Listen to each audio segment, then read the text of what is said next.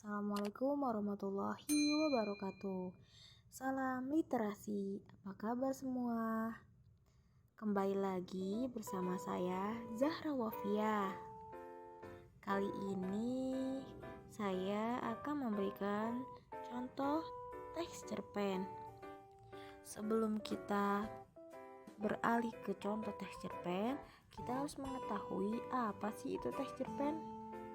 Dengan membaca buku cerita pendek yang kita sebut dengan cerpen, biasanya menjadi alternatif sarana hiburan yang mengedukasi dikala kita senang, sehingga dapat dikatakan cerpen berfungsi sebagai sarana mengembangkan ide dan kreativitas sarana hiburan bagi pembaca, juga sarana edukasi yang di dalamnya terdapat nilai-nilai dan amanat.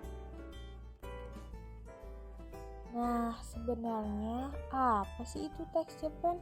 Dalam Kamus Besar Bahasa Indonesia yang kelima, cerita pendek adalah kisah yang kesan tunggalnya dominan dan memusatkan diri pada satu tokoh dalam satu situasi. Mengapa disebut dengan pendek? Karena pertama, kurang dari 10.000 kata. Yang kedua, beralur tunggal atau rulus. Ketiga, tokoh tidak mengalami perubahan nasib. Keempat, dapat selesai dibaca sekali duduk. Yang kelima, memuat cerita kehidupan sehari-hari.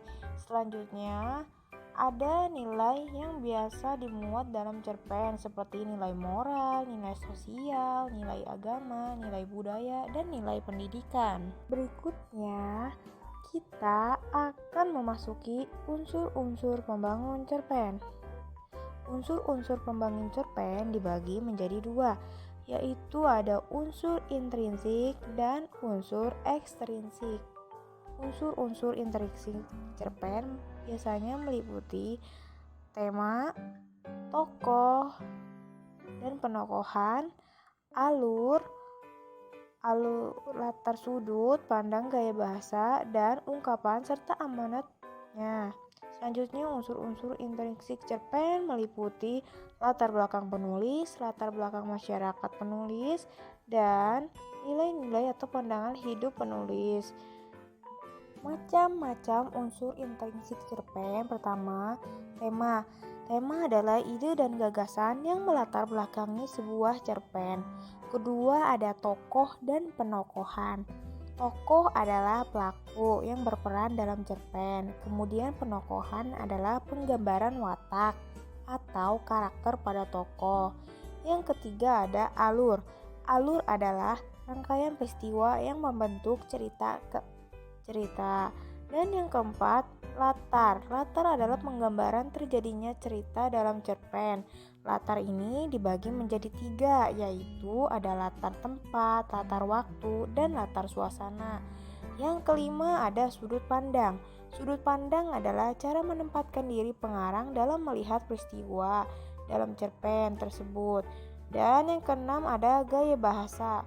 Ungkapan gaya bahasa dan ungkapan adalah cara seseorang pengarang menguraikan cerpen dengan pemilihan kata yang bersifat imajinatif. Dan yang terakhir ada amanat.